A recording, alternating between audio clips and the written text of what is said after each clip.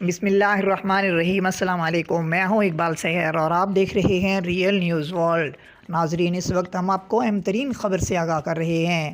اسلام آباد high court نے پرویز الہی کی نظر بندی معطل کر دی اور فوری رہائی کا حکم دے دیا۔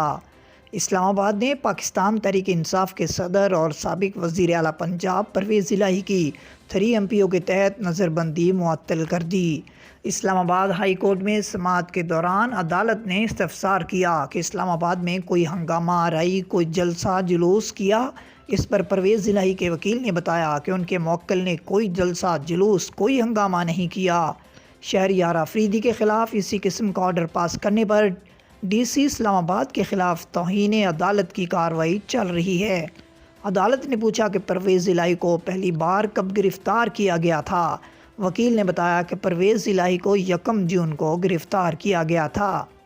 جسٹس طارق محمود جہانگیری نے کہا کہ پرویز الہی 3 ماہ سے زائد عرصے سے حراست میں ہیں۔ بعد ازاں عدالت نے پاکستان تحریک انصاف کے صدر اور سابق وزیر اعلیٰ پنجاب پرویز الہی کی 3 MPO کے تحت نظر بندی کو معطل کرتے ہوئے انہیں رہا کرنے کا حکم دے دیا۔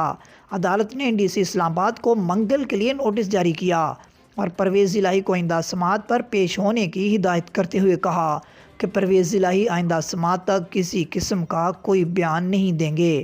خیال رہے کہ گزشتہ ہفتے لاہور ہائی کورٹ نے پاکستان تحریک انصاف کے صدر پرویز الہی کی رہائی کے احکامات جاری کیے تھے اور کہا تھا کہ کوئی ایجنسی یا اتھارٹی پرویز الہی کو گرفتار نہیں کرے گی۔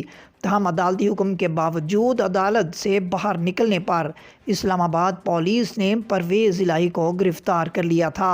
لاہور ہائی کورٹ نے عدالتی حکم کے باوجود پرویز الہی کی گرفتاری پر شدید برہمی کا اظہار کیا تھا اور سیشن جج اٹک کو پرویز الہی کو بازیاب کر کے عدالت میں پیش کرنے کا حکم دیا، جبکہ عدالت نے IG اسلام آباد کو توہین عدالت کا نوٹس بھی جاری کیا۔ تاہم پرویز الہی کو بازیاب کرانے کا حکم دینے والے لاہور ہائی کورٹ کے جج کا بینچ تبدیل کر دیا گیا ہے۔ مزید اپڈیٹ کے لیے ہمارے ساتھ وابستہ رہیں۔ اگر آپ نے ہمارے چینل کو سبسکرائب نہیں کیا تو پلیز کر دیجئے اور بیل آئیکن کو پریس کرنا مت بھولیے تاکہ ہماری نئی ویڈیو کا نوٹیفیکیشن بر وقت آپ تک پہنچ سکے۔